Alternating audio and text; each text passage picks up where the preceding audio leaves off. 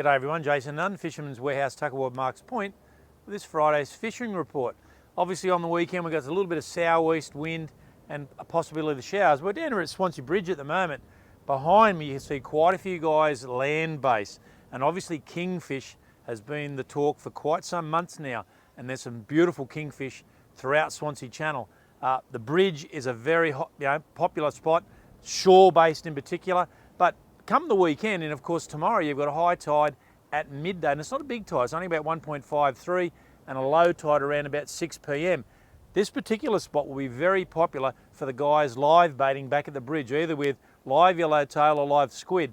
Obviously there are a few squid still in the channel. That last of the tide always premium to the pick, and even in the lake there's still a few up at the drop over down towards Murray's, but they are not in big numbers, guys, so possibly the live yellowtail scenario is probably the pick. You will be able to duck out their heads and probably even get in amongst Flagstaff between there and Moon Island to get a few of these live yellowtail. There's some really good fish at the drop over, and there's some great fish in the lake, and again down rigging is proving to be the pick.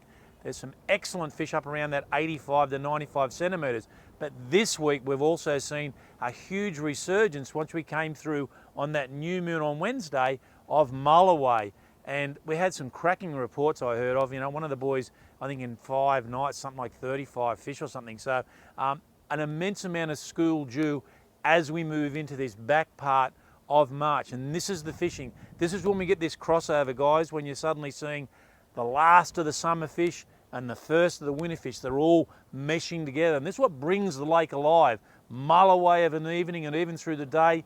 Big numbers of tailor, and there's some beautiful tailor around as well. The guys did a test run this week, Todd and Pat.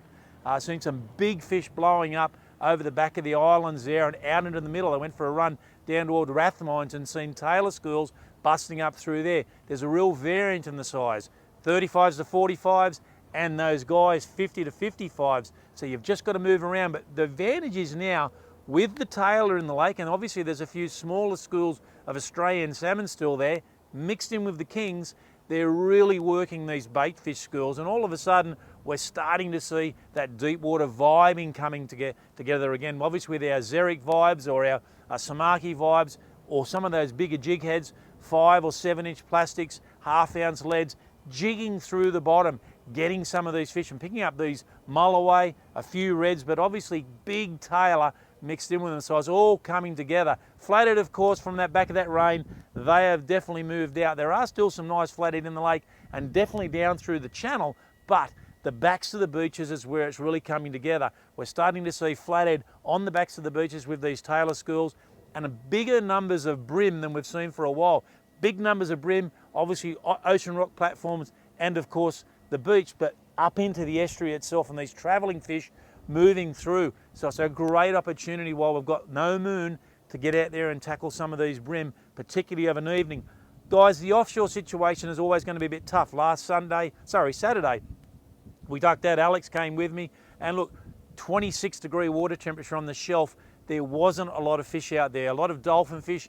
Look, fish between, say, 60 and 75 centimetres seemed to be the run of those dolphin fish that were around. Obviously, there was a few on the fad. We found like a floating door that was surrounded by dolphin fish, but again, no real size, and there wasn't a lot of marlin activity. Obviously, congratulations to Matt Smith and his crew on Akaj. They went down to Broken Bay and heaviest tiger shark, 281 kilo, and won the capture event and heaviest shark, and that is absolutely a great effort in some very, very tough conditions. The sou'east this weekend is going to give us some showers, so I think all the magic is going to happen in the estuary. And I just think you've just got to get out there and have a bit of a go. If you're going to fish of an evening, obviously those tailor, floating pillies, and trying to fish that run-in tide, the latter part, so around about 9 o'clock to midnight, will absolutely picture perfect. Showers in the next week, guys. Let's hope that this time next week when we talk, we've got some good weather. It's even swung a bit to the south here now. Boats are going to start to go through the bridge as we speak. I'll see you next Friday.